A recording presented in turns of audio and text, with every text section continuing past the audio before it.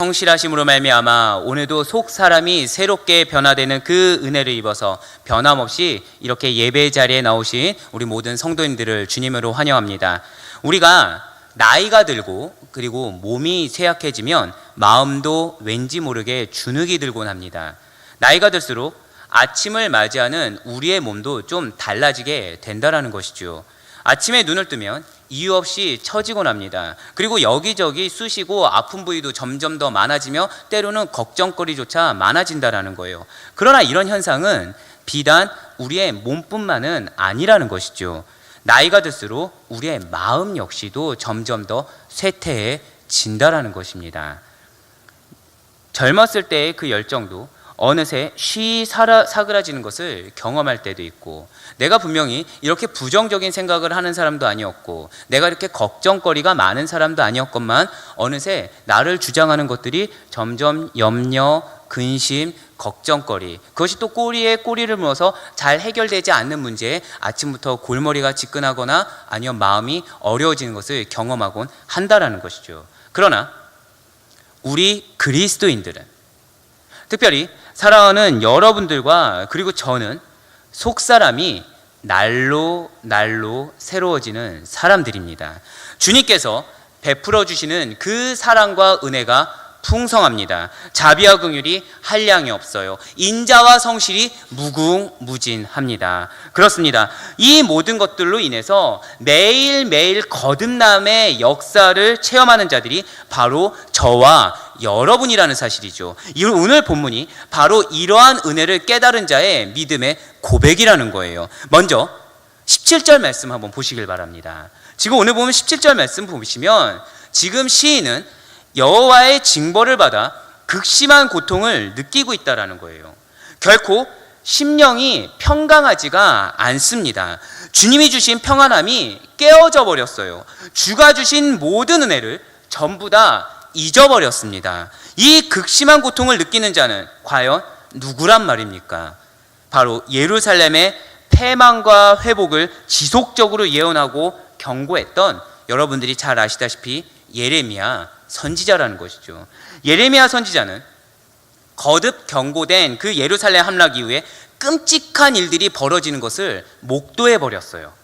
그리고 극한 슬픔에 휩싸이게 됩니다. 그 극한 슬픔에 휩싸인 상태로 지은 것이 바로 오늘의 본문이 되는 예레미야 애가라는 거예요. 너무나 슬펐어요. 너무나 가슴이 아팠습니다. 너무나 한치 앞을 알 수가 없어서 눈물이 그의 심령을 가득 찼어요. 너무나 많은 동족 이스라엘 그 백성들이 죽어나가는 대사륙 현장을 친히 목도할 수밖에 없었다라는 것이죠. 약탈의 공포는 정말이지 끔찍했습니다. 자녀를 먹어야 할 정도로, 자신이 사랑하는 자녀를 먹어야 할 정도로 최악의 근이 닥쳤다라는 거예요. 사실 유다의 심판이 예견된 것은 분명히 맞습니다. 그러나 그것이 실제적으로 실현되는 것을 지켜볼 수밖에 없는 예레미야의 이 눈에서는 눈물이 멈출 줄을 몰랐다라는 거죠. 슬프도다, 슬프도다, 슬프도다. 하늘이 무너질 것 같았어요. 땅이 꺼지는 듯 했어요. 그러한 패망의 충격에 비단 예레미야만 슬퍼했던 것이 아니라 이스라엘 선민들의 절망 역시도 극에 달했다라는 것이죠. 여기저기서 비탄과 가슴을 찢는 듯한 호소가 터져나오고 있었습니다. 이렇게는 도저히 못 살겠어. 차라리 죽는 게 낫겠어. 하나님은 정말 살아계시긴 하시는 거야? 왜 내가 이런 상황에 있는데 이런 상황 가운데 역사하지 않으시는 거야? 나보고 대체 어떻게 하라는 거야? 하나님, 정말 저보고 어떻게 하라는 말씀입니까? 그런 탄식과 하나님에 대한 원망이 흘러나오고 있었어요. 이런 상황에서, 그러한 비참한 상황 가운데 지금 예레미야는 이들 가운데 한 사람의 선민으로서, 또한 하나님의 말씀을 전하는 그 선지자로서 슬픔으로 죽게 간구하는 시를 지었다라는 것입니다. 그러면서 우리 다 함께 18절 말씀 한번 보시길 바라요. 소망이 끊어졌다. 스스로 이르기를 무엇이라고요? 나의 힘과 여호와께 대한, 하나님에 대한 내 소망이 끊어졌다. 그는 지금 소망이 끊어졌다라고 말하고 있습니다. 하나님의 선민 이스라엘은 대적을 상대로 분명히 싸워 이겨야만 합니다. 그러나 현실은 너무나도 안타깝게도 바벨론에 의해서 처참하게 짓밟힌 상황에서 이제는 고난을 견뎌낼 여력조차 없는 절망적인 순간을 맞이하게 되어버렸다는 것이죠. 이것을 두고 지금 예레미야는 소망이 끊어졌다, 소망이 끊어졌다 라고 지금 고백하고 있는 거예요. 그러나 이것은 단지 우리가 일반적으로 말하는 내 소망이 없어, 난 지금 기도 제목조차 없어, 난 내가 무엇을 바라는지 모르겠어 라고 말하는 것처럼 그런 소망이 끊어졌음을 이야기하는 것은 절대 아닙니다. 여호와께 대한 나의 소망, 하나님에 대한 나의 소망이 끊어졌음을 이야기하고 있다는 것이죠. 예레미야는 지금 이러한 표현을 통해서 여호와가 자신과 유다에 대한 그 이스라엘 백성에 대한 그 궁극적인 소망임을 역설적으로 표현하고 있다는 거예요. 그렇다고 한다면 결정적으로 세상 사람들이 말하는 그 소망과 여호와께 대한 소망, 이 두 가지는 대체 어떻게 다르단 말입니까? 먼저 세상의 소망은 다른 데서 비롯된 것이 아니에요. 나 자신, 세상의 소망은 나 자신에게 비롯됐다라는 것이죠. 그리고 그 소망은 안타깝지만 다 이루기도 어려울 뿐더러 만일 이루어졌다라고 해도 절대 완전하지가 않다라는 거예요. 왜입니까? 세상의 소망이라는 것은 한 소망이 성취돼서 끝나는 것이 아니라 또 다른 소망을 부릅니다. 그리고 그 소망이 다른 소망을 부르고 끊임없이 또 다른 소망을 탐욕적으로 쟁취하고자 몸부림치게 되기 때문이라는 거예요. 이루어도 부족함을 느낍니다. 왜일까요? 처음부터 불완전한 소망이기 때문이라는 거예요. 한번 여러분들의 자녀를 생각해 보세요. 처음에 태어났을 때 우리들의 소망은 무엇이었습니까? 그 자녀를 향한 소망은 어디였습니까? 그저 건강하게만 잘 자라줬으면 좋겠어. 근데 유치원에 들어가요, 초등학교에 들어가요. 점점 무엇이 보이죠? 왜 내 자녀가 옆에 있는 자녀보다 키가 작을까? 왜 내 자녀가 옆에 있는 자녀보다 마르거나 뚱뚱할까? 왜 내 자녀는 옆에 있는 자녀는 듬직하니 앉아서 끈기 있게 공부도 하는데 왜 얘는 공부도 안 하고 저 TV만 보고 게임만 할까? 좀 더 커볼까요? 이제 어느 정도 포기했다고 난 생각했어요. 난 내려놨다고 생각했어요. 근데 또 다른 소망이 여기서 싹 트는 거죠. 그래, 비록 공부는 못해도 뭘 잘해야 돼요? 자기 밥벌이는 잘해야지. 왜 옆에 있는 이 집사님의 자녀는 취직도 잘하는데 왜 너는 아직까지 취업 가지고 그렇게 고민하고 있니? 기도는 하는 거니? 어느 순간부터 믿음 갖고 이제 결부짓기 시작하죠. 그러면서 교회에 있으면 뭐라고 합니까? 교회에 있으면 뭐해? 너 할 걸 하면서 해야지. 처음에는 하나님 안에서 그저 건강하게 믿음만 있었으면 좋겠다라는 나의 소망이 이제는 점점 사람과 비교해가면서 또 다른 소망, 또 다른 소망, 또 다른 소망을 가져온다라는 거예요. 그것이 무슨 소망이라고요? 불완전한 소망이라는 것입니다. 그렇습니다. 이 세상의 소망이라는 것은, 아니, 이 세상의 모든 소망은 턱없이 부족하고 턱없이 불완전합니다. 그러나 하나님께 대한 소망, 여호와께 대한 소망은 확연히 다르다라는 거예요. 왜입니까? 그 소망은 나 불완전한 인간에게서, 그리고 불합리한 세상에서 나온 것이 아니라 하나님께로부터 나오기 때문이라는 거예요. 하나님께로부터 나온 그 모든 소망은 반드시 이루어지며 반드시 완전하게 된다라는 사실입니까? 왜입니까? 소망이 없던 자들에게 하나님은 유일한 소망이 되시는 우리 구주 예수 그리스도를 믿게 하심으로 말미암아 영생의 소망을 우리에게 허락하신 것이기 때문이라는 거예요. 그래서 우리가 잊지 말아야 될 것이 있습니다. 눈에 보이는 소망은 참 소망이 아닌 것입니다. 그래서 사도 바울은 로마서 8장 24절 말씀을 통해 우리에게 이렇게 말을 하고 있습니다. 로마서 8장 24절 말씀입니다. 우리가 소망으로 구원을 얻었음에 보이는 소망이 무엇이 아니라고요? 소망이 아니니 보는 것을 누가 바라리요. 아멘. 그렇습니다. 오직 소망은 누구에게 있는 것입니까? 소망은 주님께만 있는 것입니다. 유일한 소망은 어디에 있는 것입니까? 우리 주 하나님께 있는 것입니다. 가장 변함없는 참된 소망은 어디에 있는 것입니까? 우리 구주 예수 그리스도께 있는 것입니다.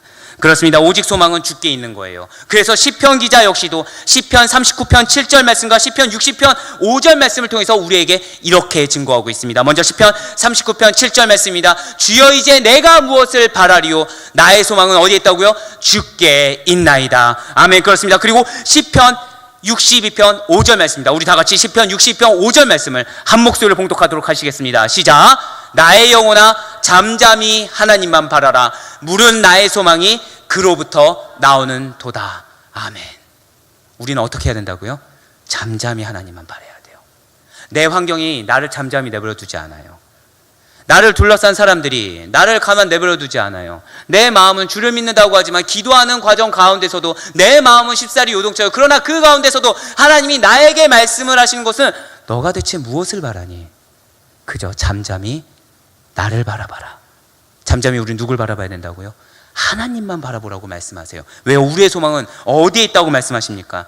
하나님께로부터 나오기 때문입니다. 그렇습니다. 우리는 비록 죄 가운데 있을 때 사단의 종노릇을 사며 소망이 없던 자였던 것은 맞아요. 그렇지만 하나님의 은혜를 입었어요. 하나님의 은혜를 입고 그리고 부르심을 입어서 영생의 소망을 따라 소망이 없는 자에서 상속자로 부름받게 되었습니다.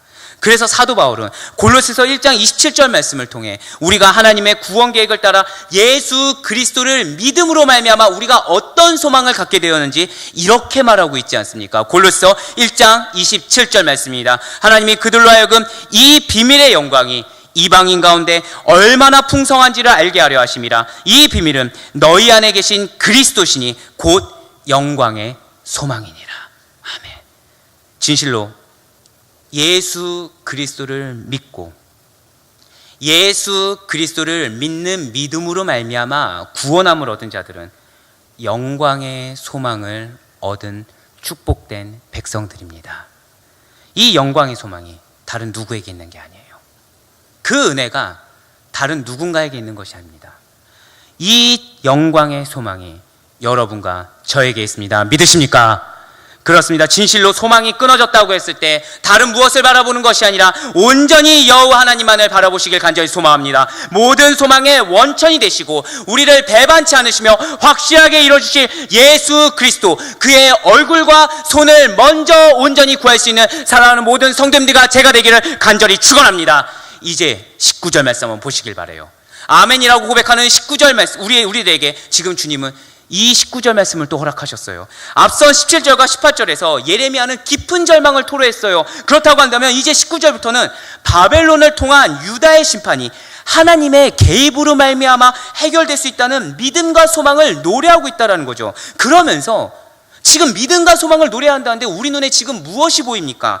예레미야는 자신과 그리고 자신이 너무나도 사랑하는 이스라엘 백성들, 동족 유다가 당한 고통과 재난을 바로 쑥과 담즙에 비유하면서 이를 기억해달라. 쑥과 담즙으로 비유하면서 내가 고통스럽습니다 라고 이야기하는 것이 아니라 하나님께 기억해 주세요 라고 지금 간곡히 외치고 있다는 것이죠. 쑥은 무엇입니까?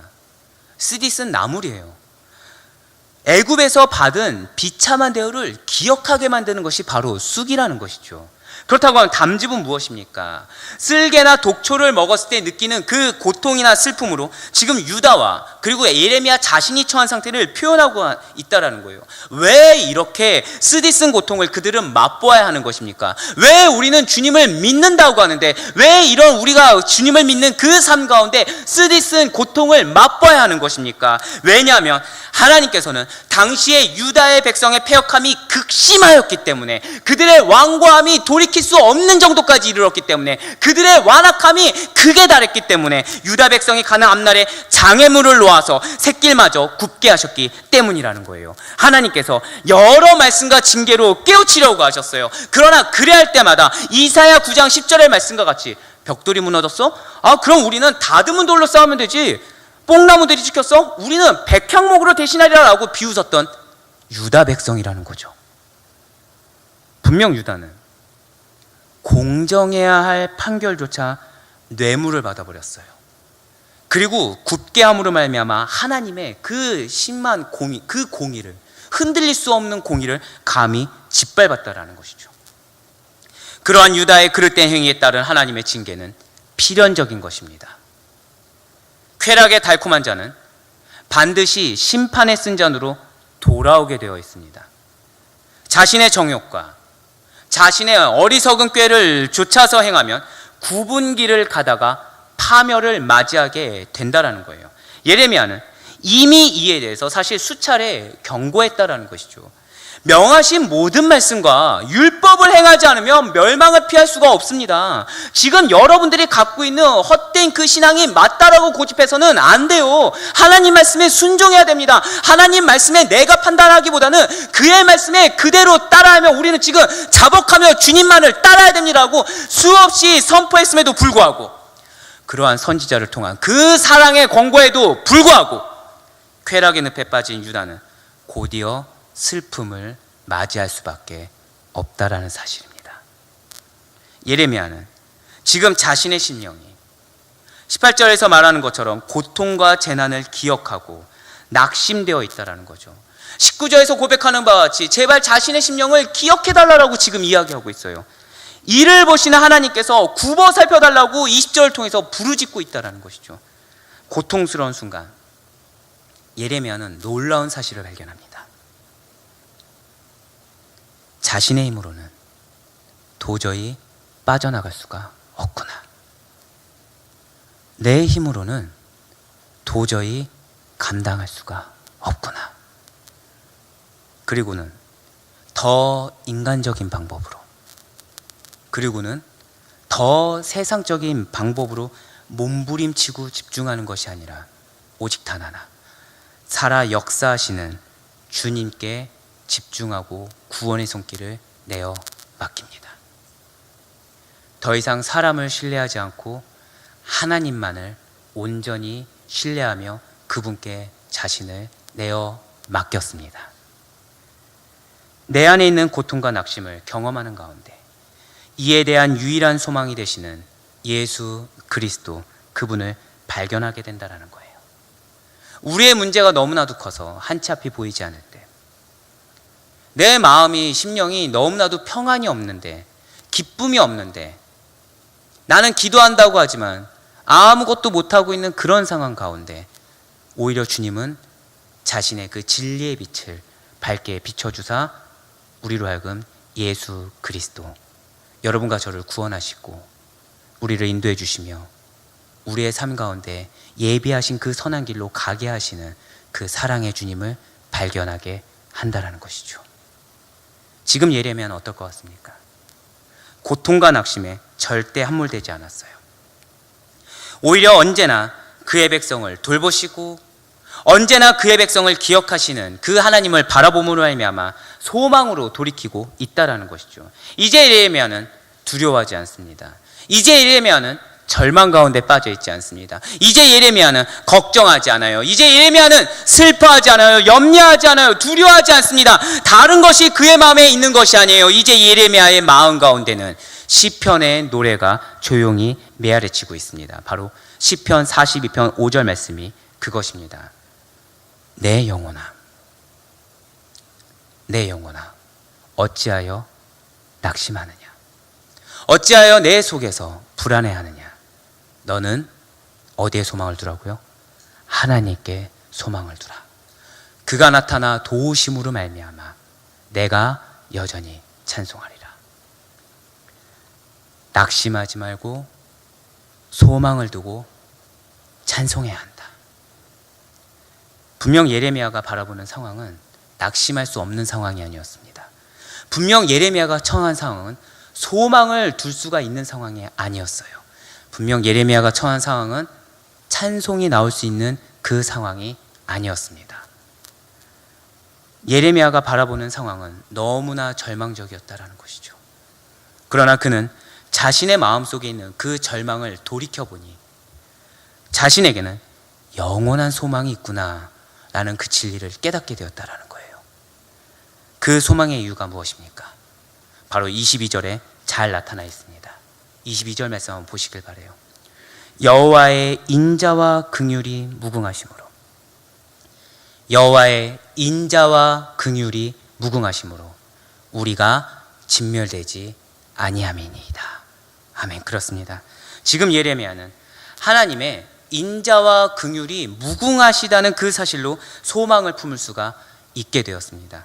비록 지금은 고난을 겪고 있어요. 비록 지금은 문제투성이에요. 비록 지금은 이 길이 맞나? 나는 의심이 들어요. 비록 지금은 환난과 문제가 있고 도저히 해결되기는커녕 오히려 더 암담해요. 암흑과 같은 환경 가운데 한치 앞이 보이지 않아서 어떻게 나아갈 힘조차 없어요. 너무나도 많이 나는 인내하고 기다리고 있다 보니 하나님이 정말 나를 사랑하시는 것일까? 분명히 기도하며 하나님이 나에게 예비하신 것이 있다고 했는데 그 예비하신 것이 맞기나 한가라는 의심조차 품고 있어요. 하나님이 나에게 주신 그 상황이 있는데 그 상황이 정말 맞는 상황인가 의심되면서 나아가기조차 힘들고 나아갈 힘조차 없으며 오히려 그냥 마음속에 여러 가지 생각 속에 쌓여서 기도를 한다고 하지만 기도하지 못하고 있고 말씀을 본다고 하지만 실제 말씀이 내 마음 가운데 새겨지지 않아 그저 좌절하고 눈물을 흘리며 슬퍼하고만 있어요. 하나님께서 나를 버린 것 같아요. 그러나 하나님께서는 인자와 긍휼이 넘치시는 분이시기 때문에 하나님 어떤 분이시라고요? 사랑하는 우리 모든 성도님들과 저를 향한 인자와 긍휼이 넘치시는 분이시기 때문에 믿으십니까? 더불어서 하나님께서는 자녀들을 진멸하지 않으시기 때문에 믿으십니까? 아직 소망이 있다는 거예요. 진실로 하나님께서는 공경에 빠진 자녀들을 불쌍히 여기십니다. 진실로 하나님께서는 무조건적인 선택과 은총을 베푸시는 분이십니다. 진실로 하나님께서는 회개하는 자들에게 끊임없이 자비를 나타내시고 용서하기를 즐겨하시는 분이십니다. 하나님께서는 사랑하는 당신의 백성들에게 한량없는 사랑을 보이시는데 이 사랑은 변함없는 영원한 사랑이며 언약적 사랑이 바로 하나님의 사랑이라는 것이죠. 바로 그 누구도 파기할 수 없는 사랑, 끊을 수 없는 사랑이 하나님의 사랑이라는 사실입니다. 바로 로마서 8장 38절로 39절이 말하는 사랑이 하나님의 사랑이라는 거예요. 로마서 8장 38절로 39절 말씀입니다. 내가 확신하노니 사망이나 생명이나 천사들이나 권세자들이나 현재일이나 장래일이나 능력이나 높음이나 깊음이나 다른 어떤 피조물들이라도 우리 한번 이 부분 다 같이 읽어볼까요? 우리 주 그리스도 예수 안에 있는 하나님의 사랑에서 어떻게 된다고요? 끊을 수 없으리라. 할렐루야. 그렇습니다. 여러분들을 향한 하나님의 사랑을 그 누구도 끊을 수가 없다라는 거예요. 주의 인자와 긍휼하심을 입은 자들은 구원을 얻었습니다. 여러분과 저는 주의 인자와 긍휼하심으로 말미암아 저 천국의 백성이 되었습니다. 그 은혜가 충만하고 한량이 없어요. 이 끝이 없는 은혜가 오늘 저와 여러분들에게 임했다는 사실을 반드시 믿으시길 바랍니다. 그렇습니다. 절망이 혹시 나의 목을 올가매고 있습니까? 끝이 보이지 않는 터널과 막힌 담이 지금 나를 가로막고 있습니까? 그칠지 모르는 비바람과 강풍이 휘몰아쳐서 지금 뼈아픈 된소리를 막고 있습니까? 혹시 내 인생의 가장 흑역사를 지금 장식하고 있고 내가 여태껏 겪었던 상황 가운데 최악의 상황에 놓여 있습니까? 아니면 소망도 없고 특별한 기도 제목도 없고 평강하지 않지만 특별한 문제도 없기 때문에 그냥 이 정도면 괜찮겠지 라는 안일한 신앙 가운데서 점점 하나님과 멀어지고 있습니까? 안심하시길 바라요. 주의 인자와 긍휼하심으로 말미암아 저와 여러분들은 아직 진멸되지 않았습니다. 구원의 소망이 주님께 있어요. 그런데 그 주님이 항상 여러분들과 함께하고 계시고 절망과 고통 가운데서도 그 상황 이상의 예비하심으로 평강의 평강으로 은혜의 은혜로 친히 인도하고 계십니다. 믿으십니까?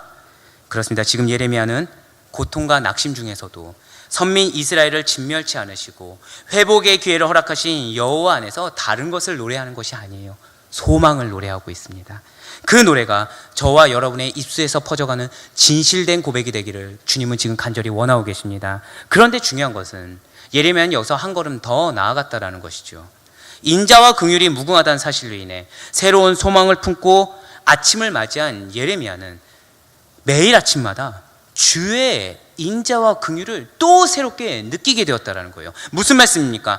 어제의 인자와 긍휼이, 어제의 그 충만한 은혜가 오늘 아침에는 또다시 새롭게 부어주시는 또 새로운 인자와 긍휼로 다가온다라는 거예요. 너가 어제 은혜를 받았어? 너 어제 인자와 긍휼을 받았어? 그럼 거기에 만족해. 오늘은 너가 받을 차례가 아니야, 다른 사람이야 라고 하면서 어제의 은혜에 그치게 하는 것이 아니라는 것이죠. 어제 받은 은혜가 족하고 그것이 차고 넘치지만 아침에 눈을 뜨면 또 새로운 은혜를 우리에게 더하여 부어주시는데, 그냥 얕게 부어주신 것이 아니라 차고 넘칠 정도로 우리에게 부어주신다는 거예요. 그리하여 나의 은혜의 잔이 넘치고 또 넘친 것을 여러분과 저로 하여금 경험하게 하셨다는 것이죠. 그래서 어제의 은혜에 머무는 신앙이 아니라, 과거의 은혜에 멈춰있는 신앙이 아니라, 과거를 기억하면서 그 과거를 그리워하며 탄식하는 신앙이 아니라 더 큰 은혜를 사모하며 참된 소망을 우리가 품을 수 있게 된다는 사실입니다. 이렇게 할 수 있는 근거는 과연 어디에 있겠습니까? 마지막 우리 23절 말씀 보시길 바라요. 주의 성실하심이 크시도소이다. 주의 성실하심이 크시도소이다. 예레미야가 오늘 고백하고 있는 대로 주의 성실하심, 이 주의 성실하심이 진실로 크시기 때문인 거예요. 여러분과 저는 배반합니다. 여러분과 저는 늘 등을 돌려요. 여러분과 저는 예수 그리스도를 사실 믿는다고 하지만 오히려 무시할 때가 많고 오히려 모욕할 때가 너무나도 많아요. 우리는 계속 죄를 지어요. 죄를 지면서 죄를 인정하기보다는 죄 앞에서 핑계를 대고 타협하며 이 정도는 괜찮겠지요 라면서 다시 한 번 더 주님의 마음에 슬픔을 안겨줘요. 그러나 자기 백성을 사랑하시되 끝까지 사랑하시고 결코 포기하지 않고 기회를 주시는 그 여호와 하나님, 죄인인 우리를 위해서 독생자 예수 그리스도를 죽기까지 내어주심으로 말미암아 자신의 사랑을 확증하신 참 좋으신 우리 아버지 하나님께서 성실하게 은혜를 지속해서 계속하여 내려주고 계십니다. 그렇습니다. 인자와 긍휼을 매일 아침 새롭게 내려주시는 이유는 여러분과 제가 잘나서가 아니에요. 우리의 능력이 크기 때문도 아니에요. 우리가 자격 요건을 갖춰서 아니에요. 우리가 다른 사람과 비교해서 좀 더 헌신하고 좀 더 인내하고 좀 더 노력해서가 아니라는 거죠. 오직 단 하나, 무엇이 크기 때문이라고요? 주의 성실하심이 크시기 때문입니다. 우리가 불성실하게 주님을 대한다고 해도 밉보시고 의로우신 주님께서는 사랑하는 여러분과 저를 영원토록 성실하게 대해주십니다. 우리는 죄를 짓고 있다고 해도, 우리는 여전히 나의 죄를 인정하지 않고 스스로의 판단과 기준에 휩싸여 있다고 해도, 우리는 여전히 죄를 깨닫지 못해서 완악하게 군다고 해도, 우리는 여전히 스스로 거룩한 채 예수님 없이 살면서 있는 척한다고 해도, 우리의 구세주가 되시는 예수 그리스도께서는 성실하게 우리 죄를 용서하사 우리를 깨끗하게 정결하게 씻겨주고 계십니다. 우리는 반역하고 패역하기를 즐겨 한다라고 해도 예수 그리스도는 지금 이 순간에도 여러분과 저에게 사랑과 은혜를 베풀기를 기뻐하고 계세요. 그래서 해 아래 새 것은 없으나 영원하신 하나님 안에서 거하는 자들은 매일 새롭고 날로 날로 새로운 삶을 살게 된다라는 것입니다. 만물을 새롭게 하시는 하나님께서 당신의 능력과 당신의 사랑을 통해 날마다 속사람이 새로워지고 거룩해짐을 허락하시고 인도하사 진실로 그 안에 온전히 거하는 주의 백성들은 그 놀라운 은혜를 체험하게 되고 매일의 삶 가운데 그 축복의 삶이, 그 은혜의 삶이 실제가 된다라는 거예요.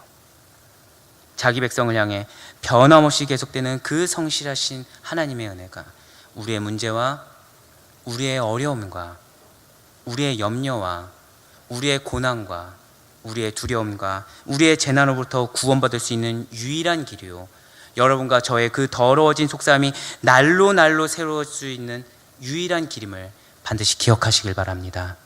저와 여러분이 절망 가운데 소망이 끊어졌다고 느꼈을 때, 너무나 힘겨워서 손 하나 까딱할 힘조차 없을 때, 어디로 가야 할지 모르는 그 막막함이 나를 둘러싸고 있을 때, 주님께서 분명히 기회를 주신 것 같은데 나의 연약한 믿음으로 말미암아 그것을 의심하고 주저하고 앉아 있을 때, 우리의 유일한 구원과 소망은 오직 단 하나, 우리 주 하나님께 있다는 사실을 반드시 기억하시길 바랍니다. 그런 우리들에게 마지막으로 사도 베드로는 이런 위로의 말씀을 주고 있습니다. 베드로전서 1장 3절 말씀입니다. 우리 주 예수 그리스도의 아버지 하나님을 찬송하리로다. 그의 많으신 긍휼대로 예수 그리스도를 죽은 자 가운데서 부활하게 하심으로 말미암아 우리를 거듭나게 하사 어떤 소망이 있다고요? 산 소망, 산 소망이 있게 하시며. 아멘. 더 이상 죽은 소망으로 괴로워하는 여러분과 제가 아니길 간절히 소망합니다. 더 이상 죽은 자들의 전유물로 괴로워하는 우리가 아니길 소망해요. 더 이상 환경, 문제, 사람에 잠식되어서 주님을 바라보지 못하는, 정말 진실로 주님이 허락하신 영적 불멸력으로 말미암아 그 크신 주의 뜻을 분별해야 하다고만 그것을 분별하지 못하고 그릇된 길로 가지 않는 여러분과 제가 되길 간절히 소망합니다. 부디 바라옵기는 우리에게 허락하신 그 풍성한 은혜대로 오직 산 소망만을 붙잡으며 주님께 기쁨과 감사로 찬양 영광 올려드리는 가운데 여러분과 저에게 허락하신 그 말씀으로 말미암아, 여러분과 저에게 허락하신 그 믿음으로 말미암아, 우리들에게 허락하신 그 확신으로 말미암아 승리하시는 우리 모든 성도님들의 삶이 되시기를 주님과 늘 동행하사 은혜를 충만히 부여받는 우리 사랑하는 성도님들과 제가 되기를 주님의 이름으로 간절히 축원합니다. 기도하십시오.